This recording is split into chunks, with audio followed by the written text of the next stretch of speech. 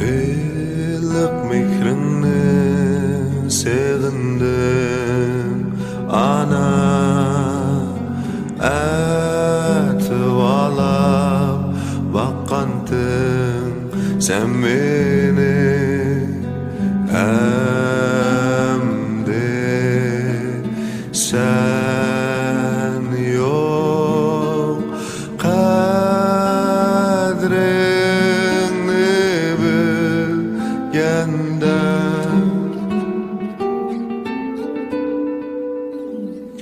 bir ömür çektin capa toluq rahat körmey kettin puşayman qilib kundan